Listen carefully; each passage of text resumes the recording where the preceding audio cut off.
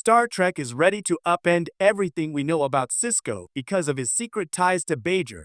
For decades, Captain Benjamin Sisko has stood as one of the most compelling and complex figures in the Star Trek universe.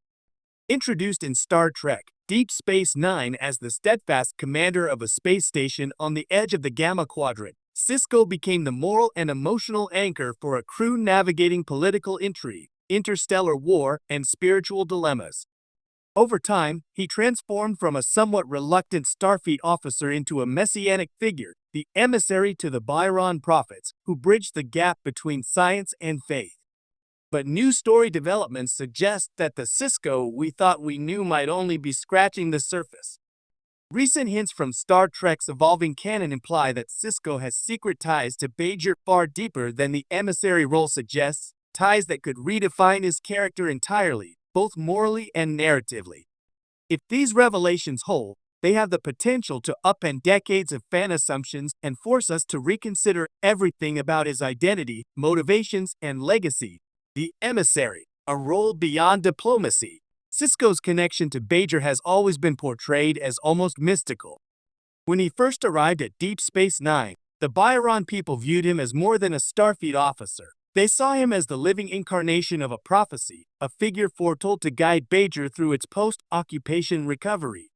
In classic Star Trek fashion, the series never fully explained the why behind this connection. Sisko simply was the emissary, and that was enough to anchor storylines about faith, leadership, and destiny.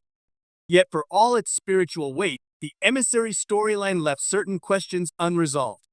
Why Sisko, a Starfleet officer with no Bajor heritage, was chosen remains murky.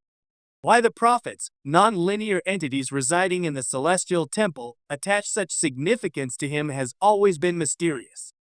And perhaps most intriguingly, why Sisko himself, often skeptical about spiritual matters, so quickly embraced his role in guiding Bajor's future has never been fully explored.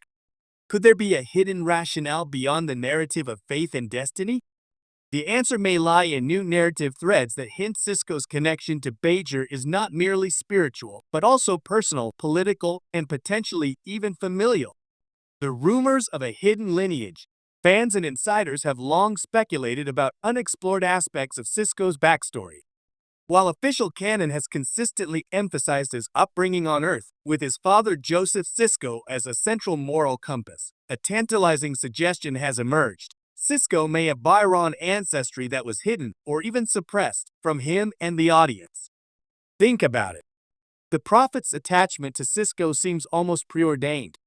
If Sisko had a hidden Bajor lineage, it would make the prophet's choice far less random and more biologically or spiritually logical. Rather than merely seeing him as a foreign agent of fate, the prophets could be reacting to latent cultural or genetic ties that resonate with Bajor's destiny. Such a revelation would be seismic. For decades, Sisko's identity has been defined by the tension between his Starfleet pragmatism and his spiritual role. If his connection to Bajor were intrinsic rather than circumstantial, it would reframe every decision he made, from his military strategies in the Dominion War to his personal interactions with Bajor leaders, as deeply influenced by an intercultural imperative. Political ramifications across the quadrant. Sisko's secret ties to Bajor wouldn't just be a personal revelation, they could have galaxy-wide consequences. Deep Space Nine was always a hub for political maneuvering.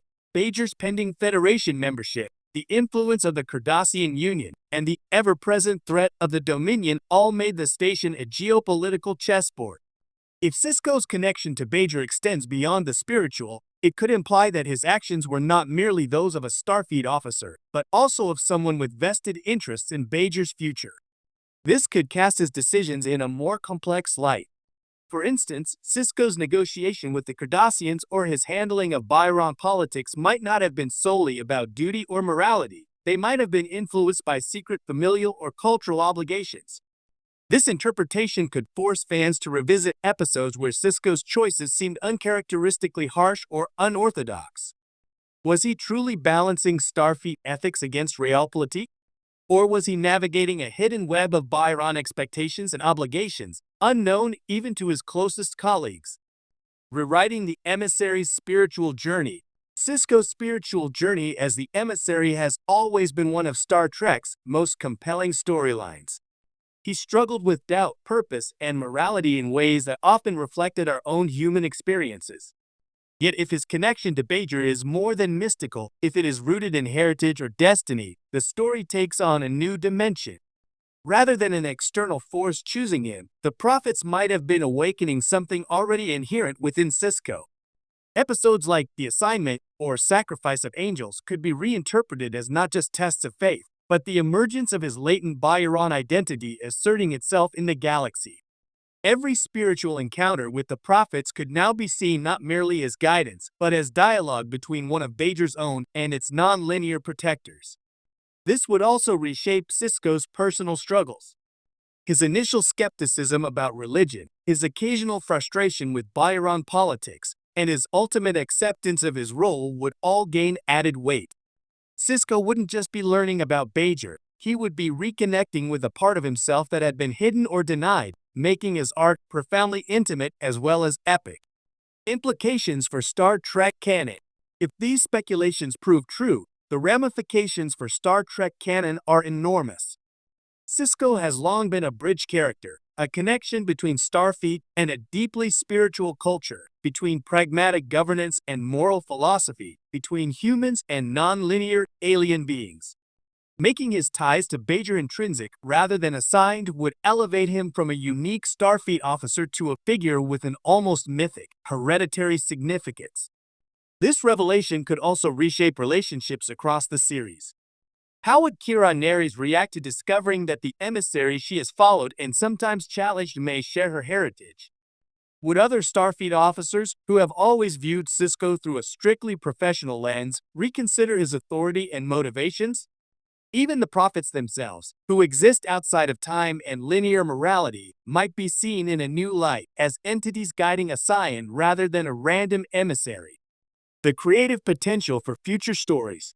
From a storytelling perspective, exploring Sisko's secret ties to Bajor opens up nearly limitless possibilities. For writers of upcoming series or films, the revelations could serve as a springboard for political intrigue, personal drama, or even interstellar conflict.